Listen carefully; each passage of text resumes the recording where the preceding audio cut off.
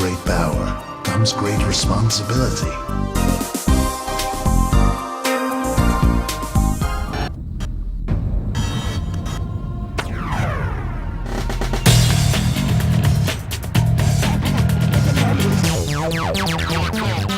About a week ago, we got a bunch of GameCube games in the mail, sent to us by Kevin from Jersey City, New Jersey. Since then, we've been playing them, reviewing them, going with them on a trip back to the early 2000s. I graduated from high school in the early 2000s. Turns out that was a long freaking time ago. I guess I didn't realize how long till I played some of these GameCube games. SpiderMan in particular. It's not really that games have come a long way in the last 12 years. It's that anything would come a long way in 12 years, because 12 years is a long freaking time! I wonder if Kirsten Dunst still needs a jacket. Don't panic, boys. It was only a matter of time before we had to deal with Spider-Man. Let's take care of security and get some hostages. We've got a situation here. We need backup.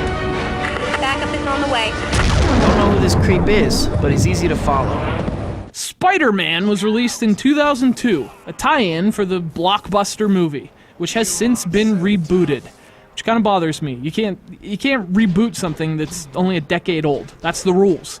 Anyway, I last played this game, probably 2010 for the PlayStation 2, and to be honest, it's not as bad as I remember. This was probably decent for 2002. Not so much now, though. Talk is cheap. I'm gonna take you down. So, the game kind of follows the movie, but in the same way an ugly drunk guy might approach a girl at the bar. He's on the right trail, but he can't really see straight and ends up in the bathroom instead. You get cutscenes that move things along, but I mean, I've seen the movie, and they barely made sense. That's one area where these games really show their age. And not just Spider-Man, but a lot of the licensed GameCube games we've been playing. The presentation's nowhere near what it is today. Sorry, no autographs. Don't even go there. You know, you could say the same thing for the graphics, but to be fair, Spider-Man's not a bad-looking GameCube game. In fact, for a 2002 release, it's actually doing some impressive stuff. It's got some big 3D cityscapes, which also look better than you'd expect. And there's some nice effects here, too. Not much in the way of style, but technically, Spider-Man is surprisingly decent looking on the GameCube. Another nice surprise is that moving across the city is actually pretty awesome. Again, it's certainly not without a couple 2002 quirks, but for the most part, swinging through the sky and climbing up skyscrapers is a lot of fun, and it controls pretty well too. As long as you're outside and in the sky, controlling Spider-Man is surprisingly fun. And then you go inside.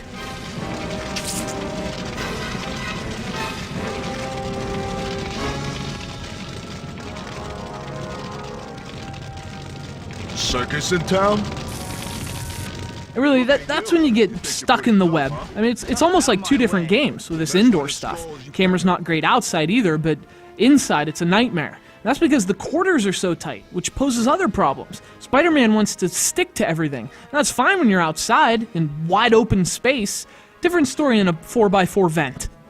Some of Spider-Man's attacks are cool, but for the most part it's just button mashing. You do cool attacks almost by accident, and you wonder how you did it. So the combat could use some streamlining, but in the rare instances when everything cooperates, when the camera works and you mash the right buttons, beating up bad guys is a lot of fun. It's just that some generic design and a terrible camera do their best to keep that from happening. And although the GameCube version looks better than the PS2 version, it does have some frame rate issues, so you do have the occasional technical drawbacks as well.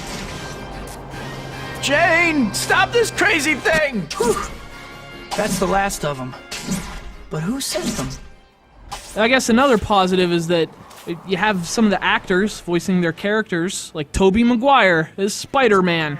But I mean, if he didn't want to, they shouldn't have asked him, because it sounds like he didn't want to. He sounds disinterested even for Tobey Maguire, and that's pretty disinterested. I'd tell you about the game's boring music, but in that case, I was disinterested. You know, another thing that really put into perspective how far these licensed games have come since 2002 is that I actually played Deadpool for the Xbox 360 right after playing this. Another Marvel game, another brawler, but a generation later. And the difference is huge in terms of its controls and graphics and presentation. It's really a massive jump. So massive, not even Spider-Man can clear it. This was a solid game for its time, but Look, I'm not in high school anymore, and most of the cute girls in my class probably have kids now, so we'll always have the prom, Spider-Man for the GameCube. Stay back! I'm warning you, you psycho! I could have stopped you at the fight promoter's office. I could have saved Uncle Ben.